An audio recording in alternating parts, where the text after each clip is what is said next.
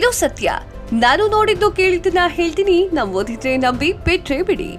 ಇದು ಅಮೆರಿಕಾದಲ್ಲಿ ನಡೆದಂತಹ ಘಟನೆ. ಜಾನ್ ಹಾಗೂ ಅವಳ ಹೆಂಡತಿ ಮರಿಯಾ ಮದುವೆಯಾಗಿ ಎಷ್ಟೋ ವರ್ಷದ ನಂತರ ಅವಳು ಪ್ರೆಗ್ನೆಂಟ್ ಆಗ್ತಾಳೆ. ಸಂತೋಷ ಹಾಗೂ ಸಂಭ್ರಮ ಅವರ ಮನೆಯಲ್ಲಿ ಮನೆ ಮಾಡಿರುತ್ತೆ. ಎಷ್ಟೋ ವರ್ಷಗಳ ನಂತರ ಮನೆಯಲ್ಲಿ ಒಂದು ಮಗು ಸದ್ದು ಕೇಳ್ತೀವಲ್ಲ ಅಂತ ಹೇಳಿ ತುಂಬಾ ಖುಷಿಯಲ್ಲಿರ್ತಾರೆ ಜಾನ್ ಹಾಗೂ ಮರಿಯಾ.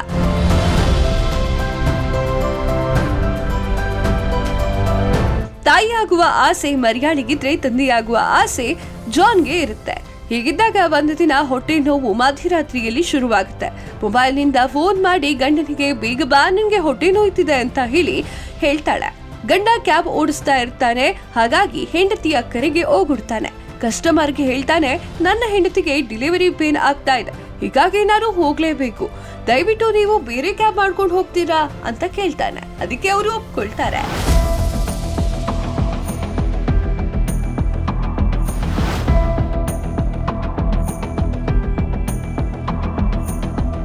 ಅವರಿಬ್ರು ಇದ್ದಿದ್ದು ಸಿಟಿಯಿಂದ ಯಾವುದೋ ಒಂದು ಚಿಕ್ಕ ಹಳ್ಳಿ ಹತ್ತಿರ.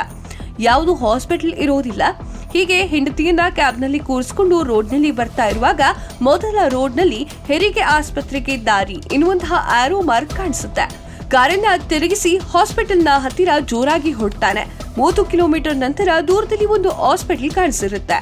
ಹೆಂಡತಿಯನ್ನ ಕಾರ್ನಿಂದ ಇಳಿಸಿ ಹಾಸ್ಪಿಟಲ್ ಒಳಗೆ ಕರೆದುಕೊಂಡು ಹೋಗಿ ಗೇಟ್ ಅಲ್ಲಿ ಬಿಟ್ಟಿದ್ದ ಅವನಿಗೆ ಯಾಕೋ ತೊಡಕುಗಳು ಕಾಣಿಸುತ್ತೆ. ಹಾಸ್ಪಿಟಲ್ನ ಹೊರಗಡೆ ನಿಂತು ಎಮರ್ಜೆನ್ಸಿ ಇದೆ, ನಂಗೆ ಸ್ವಲ್ಪ ಹೆಲ್ಪ್ ಮಾಡ್ತೀರಾ, ನನ್ನ ಹೆಂಡತಿಗೆ ಡೆಲಿವರಿ ಅಂತ ಹೇಳಿ ಕೂಗ್ತಾನೆ. ಅದೇ ಯಾರೂ ಬರುವುದಿಲ್ಲ. ಯಾರೂ ಬರ್ದೇ ಇರೋದು ನೋಡಿ ಅವನಿಗೆ ಸ್ವಲ್ಪ ಭಯ ಆಗುತ್ತೆ. ಹಾಸ್ಪಿಟಲ್ ಅಲ್ಲಿ ಡಾಕ್ಟ್ರು ಇಲ್ಲ, ನರ್ಸು ಕೂಡ ಇರುವುದಿಲ್ಲ.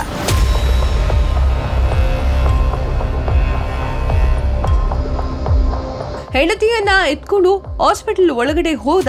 ಆದ್ರೆ ಹಾಸ್ಪಿಟಲ್ ನಲ್ಲಿ ಒಂದು ಡಾಕ್ಟರ್ ಕೂಡ ಕಾಣಿಸೋದಿಲ್ಲ. ಕೇವಲ ಲೈಟ್ಸ್ ಕೂಡ ಇರೋದಿಲ್ಲ.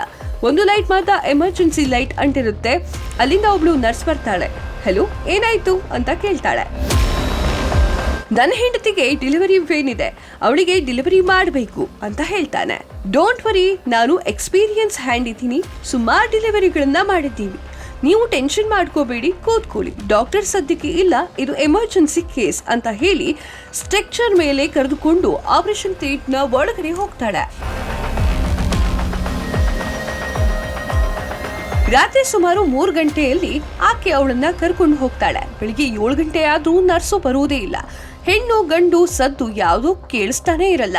8:15 ನಂತರ ಒಬ್ರು ನರ್ಸ್ ಮತ್ತು ಒಬ್ರು ಡಾಕ್ಟರ್ ಬರ್ತಾರೆ. ಎಕ್ಸ್ಕ್ಯೂಸ್ ಮೀ, ನೀವು ಯಾರಿಗಾಗಿ ಕಾಯ್ತಾ ಇದ್ದೀರಾ, ನೀವು ಯಾರು ಅಂತ ಹೇಳಿ ಡಾಕ್ಟರ್ ಕೇಳ್ತಾರೆ. ನನ್ನ ಹೆಂಡತಿ ಡೆಲಿವರಿಗೆ ಒಳಗಡೆ ಹೋಗಿದ್ದಾಳೆ, ನಿನ್ನೆ ರಾತ್ರಿ ಒಳಗಡೆ ಕರೆದುಕೊಂಡು ಹೋಗಿದ್ದು 3 ಗಂಟೆ ಆದ್ರೂ ಕೂಡ ಇನ್ನೂ ವಾಪಸ್ಸೇ ಬಂದಿಲ್ಲ ನೋಡಿ ಅಂತ ಹೇಳಿ ಹೇಳ್ತಾನೆ. ಹಾಗಾಗಿ ಡಾಕ್ಟರ್ ನೋಡಿಕೊಂಡು ಬರೋಣ ಅಂತ ಹೇಳಿ ಕರ್ಕೊಂಡು ಹೋಗ್ತಾರೆ. ನೋಡಿದ್ರೆ ಶಾಕ್ ಆಗ್ತಾರೆ. ಇಬ್ರು ನರ್ಸು ನಾನು ಬಿಟ್ರೆ ಇನ್ಯಾರು ಇಲ್ಲಿ ಇರೋದಿಲ್ಲ. ಈ ಹಾಸ್ಪಿಟಲ್ ತುಂಬಾ ಹಳೇದು, ಹೀಗಾಗಿ ಪೇಷಂಟ್ಗಳು ಕೂಡ ಬರುವುದಿಲ್ಲ. ಕಡಿಮೆ, ನಾವು ಸಾಯಂಕಾಲ ಮುಚ್ಕೊಂಡು ಹೋದ್ರೆ ಮತ್ತೆ ಬರೋದು ಬೆಳಿಗ್ಗೆ. ನಿಮ್ಮ ಹೆಂಡತಿಯನ್ನ ಕರೆದುಕೊಂಡು ಹೋಗಿರುವಂತಹ ನರ್ಸ್ ಯಾರು ಇವರಿಬ್ರಲ್ಲಿ ಅಂತ ಕೇಳ್ತಾನೆ. ಸರ್, ಇವರಿಬ್ರು ಅಲ್ಲ, ಡಾಕ್ಟರ್ ಅನುಮಾನದಿಂದ ಬನ್ನಿ, ಹಾಗಾದ್ರೆ ಒಳಗೆ ಆಪರೇಷನ್ ಥಿಯೇಟರ್ ಒಳಗಡೆ ಕರೆದುಕೊಂಡು ಹೋಗ್ತಾನೆ. ಆಪರೇಷನ್ ಥಿಯೇಟರ್ ಒಳಗಡೆ ಹೋಗ್ತಾ ಇದ್ದಂತೆ ಕಣ್ಣು ಬಿಟ್ಟು ಪಿಳಿ ನೋಡ್ತಾ ಇರ್ತಾರೆ ಇಬ್ರು. ಗಂಡ ಅಲ್ಲೇ ಕುಸಿದು ಬೀಳ್ತಾನೆ. ಯಾಕಂದ್ರೆ ಮರಿಯ ಹೊಟ್ಟೆಯನ್ನ ಸೀಳಿ ಹೊಟ್ಟೆಯಿಂದ ರಕ್ತವನ್ನ ಹೊರಗೆ ಚೆಲ್ಲಾಡಿ ರಕ್ತದೋಕಳಿ ಹರಿದಿರುತ್ತೆ. ಜೋರಾಗಿ ನೋಡಿ ಕಿರ್ಚಾ ಹೋಗ್ತಾ ಇರ್ತಾನೆ. ಡಾಕ್ಟರ್ ನರ್ಸ್ ಸಮಾಧಾನ ಮಾಡ್ಕೊಳ್ಳಿ ಅಂತ ಹೇಳಿ ಒಳಗೆ ಕರೆದುಕೊಂಡು ಬಂದು ಕೂರಿಸ್ತಾರೆ. ಅವನನ್ನ ಕ್ಯಾಬಿನ್ಗೆ ಕರೆದುಕೊಂಡು ಹೋಗಿ ಅಲ್ಲಿಂದ ಗೋಡೆ ಮೇಲಿನ ಹಳೆಯ ಫೋಟೋಗಳನ್ನ ತೆಗೆದು, ಇಲ್ಲಿಂದ ಯಾರು ನಿಮ್ಮ ಹೆಂಡತಿಯ ಡೆಲಿವರಿಗೆ ಕರೆದುಕೊಂಡು ಹೋಗಿದ್ದು ಅಂತ ಕೇಳ್ತಾನೆ. ಅವನು ಕೆಲವೇ ಕ್ಷಣ ಅದರಲ್ಲಿ ನೋಡಿ ಒಂದು ಹೆಣ್ಣಿನ ಫೋಟೋವನ್ನ ತೋರಿಸ್ತಾನೆ. ಡಾಕ್ಟರ್ ಮತ್ತೆ ಶಾಕ್ ಆಗಿ, ನಾನು ಹೇಳುವ ಮಾತಿಗೆ ಶಾಕ್ ಆಗ್ಬೇಡಿ, ಸಮಾಧಾನದಿಂದ ಕೇಳಿ. ಈ ನರ್ಸ್ ಹೆಸರು ಮೇರಿ. ಇವಳು ಆತ್ಮಹತ್ಯೆ ಮಾಡಿಕೊಂಡು ಸುಮಾರು 20 ವರ್ಷಗಳಾಯ್ತು. ಅವಳ ಆತ್ಮ ಇಲ್ಲೇ ಓಡಾಡ್ತಿದೆ ಅಂತ ಹೇಳಿ ಜನರು ಮಾತಾಡ್ಕೊಳ್ತಾ ಇರ್ತಾರೆ.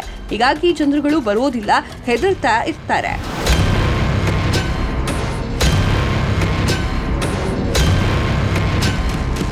ಇದು ನಮ್ಮ ಮೊದಲ ಕೇಸಲ್ಲ, ಸುಮಾರು ಕೇಸುಗಳು ಹೀಗೆ ಆಗಿದೆ. ಹೀಗಾಗಿ ಜನ ಇಲ್ಲಿ ಬರುವುದಕ್ಕೆ ಹೆದರ್ತಾಳೆ. I am really sorry. ನೀವು ನಿಮ್ಮ ಹೆಂಡತಿಯನ್ನ ಅವಳ ಜೊತೆ ಕಳಿಸಬಾರ್ದಾಗಿತ್ತು. ನೀವು ತಪ್ಪು ಮಾಡ್ಬಿಟ್ರಿ. ಇಲ್ಲಿ 8 ಗಂಟೆ ಮೇಲೆ ಬರೋದಕ್ಕೆ ಹೆದರ್ತಾರೆ. ನಿಮ್ಮ ಹೆಂಡತಿಯ ಶವವನ್ನ ತೆಗೆದುಕೊಂಡು ಹೋಗಿ I am really sorry John ಅಂತ ಹೇಳ್ತಾರೆ. ಜಾನ್ ಅಳುತ್ತಾ ತನ್ನ ಹೆಂಡತಿಯನ್ನ ತಬ್ಬಿಕೊಂಡು ಅದೇ ಕ್ಯಾಬ್ನಲ್ಲಿ ತೆಗೆದುಕೊಂಡು ಹೋಗಿ ಮಣ್ಣು ಮಾಡಿ ಅಳುತ್ತಾ ಸಮಾಧಾನ ಮಾಡ್ಕೊಳ್ತಾನೆ. ಇದು ಸತ್ಯ. ನಂಬೋದಾದ್ರೆ ನಂಬಿ, ಬಿಟ್ರೆ ಬಿಡಿ. ನಾನು ನೋಡಿದ್ದು ಕೇಳಿದ್ದನ್ನ ನಿಮಗೆ ಹೇಳ್ತಿದ್ದೇನೆ. ಮುಂದಿನ ಸಂಚಿಕೆಯಲ್ಲಿ ಇನ್ನೊಂದು ಕಥೆಯನ್ನ ತೆಗೆದುಕೊಂಡು ಬರ್ತೀನಿ.